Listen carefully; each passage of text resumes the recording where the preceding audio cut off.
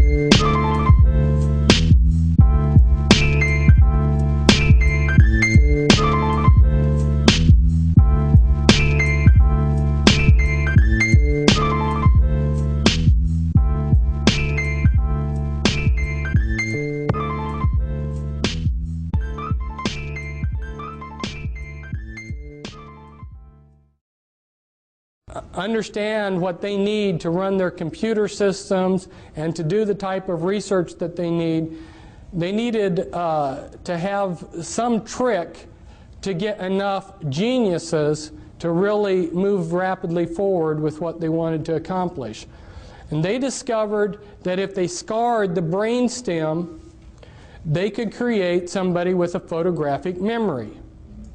And so a lot of your people out there that are geniuses working for the system are mind-controlled slaves that have their brainstem scarred as a child. They've been given a photographic memory, and they've got programming.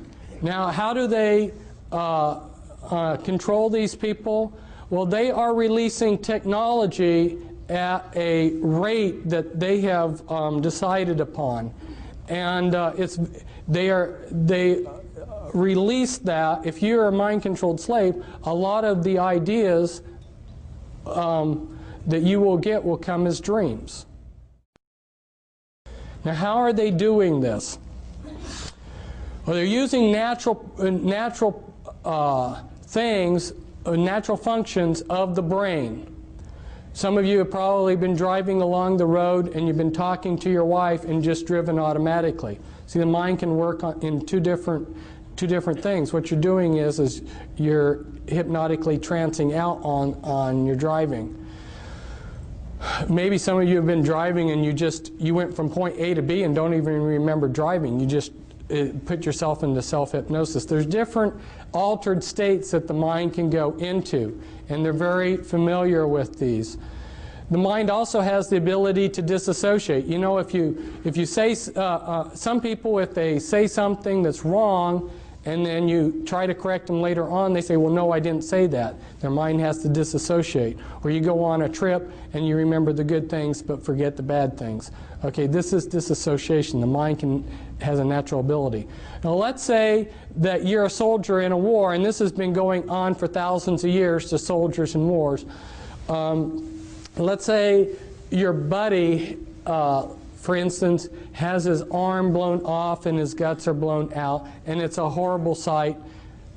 The mind protects itself, and if you look at it on a timeline, and at this point in time is that trauma, if the trauma is severe enough, what the mind does to protect itself, it builds amnesia walls around that trauma. Well, the Illuminati learned this a long time ago, and so what they do is they compartmentalize the mind. They take a small child and they just traumatize the heck out of it and split the mind and build all these amnesia walls between all these traumas. The worse the trauma, the better, because the better the trauma wall.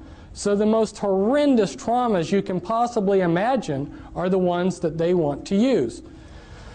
When you've splintered the mind up into many pieces of disassociated pieces, then you can go in and pull that piece up to the front of the mind, and you can construct out of that piece of memory whatever you want out of it.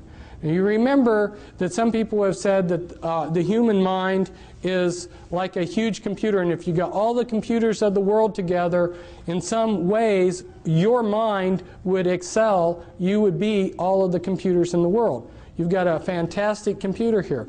Well, you know how a computer can section off memory. You know when you turn on your computer, if you need to reboot it, it reboots out of memory that you can't get to. In order to make a functioning computer, the big hurdle that they had to jump over was to be able to create memory that you couldn't access.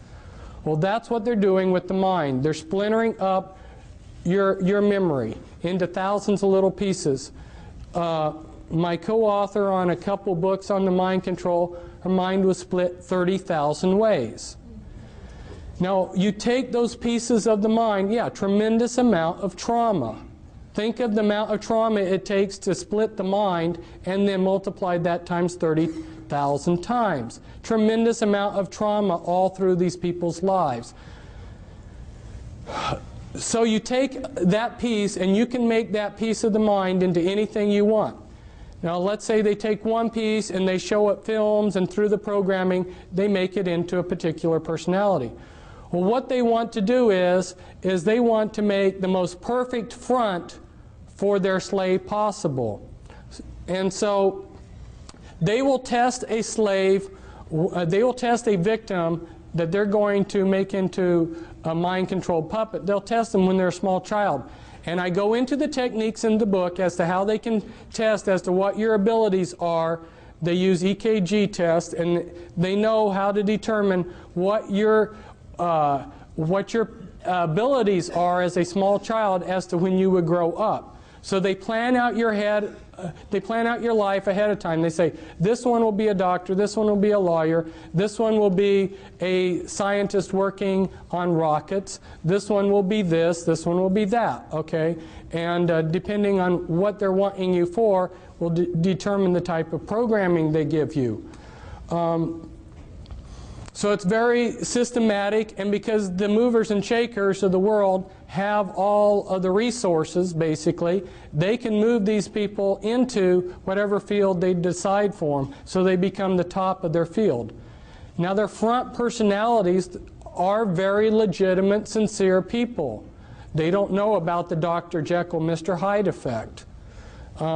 Imagine yourself being a Christian minister and horrors of horrors finding out that you've got disassociated parts of yourself that are Satanists, that are satanic, that go to Illuminati rituals. Now, this is comes from a book. I took it from somebody else's book, but this is somebody who's trying to develop artificial intelligence for computers. He's extremely brilliant. He understands the mind perhaps better than anybody, and he's showing the processes of memory and motivation. And I'm just throwing these diagrams up to you to show you that the natural mind is not one monolithic thing, but it's many components. And the Illuminati understand what those components are and how to divide the mind from itself and how to control those processes. For instance, if you electroshock somebody, you destroy their short-term memory for about 24 hours. So every time that Cisco was used for some purpose, let's say she was running drugs for them, or being used as a sexual slave, or whatever they were using her for, on a daily basis practically, they would electroshock her. What that would do is splinter your short-term memory. Once they get you programmed to where they want you, then they will delete your memory of having been used in these things. People that are on sensitive in government projects, if you are in charge of something that takes a classification, you're going to be under mind control. Don't you think that they're smart enough to want to control their secrets? And this was taken at Bethesda, which happens to be a programming center, but it's showing the brain's PT scans of multiples. And you'll see that from when one personality holds the body to another, we've got totally different PET scans. The mind of a multiple personality, and they now call MPD-DID, just recently changed that, I think, to throw some confusion into things. But the type of sophistication, the level of thinking in this programming is so in-depth.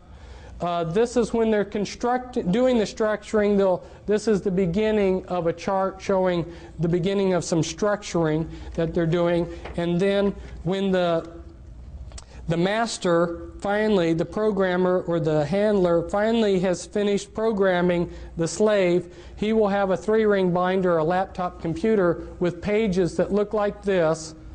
And if he wants to call up a particular altar, he would say like Brown Levi 2003 11A, Brown Levi 2003 11A, Brown Levi 2003 11A.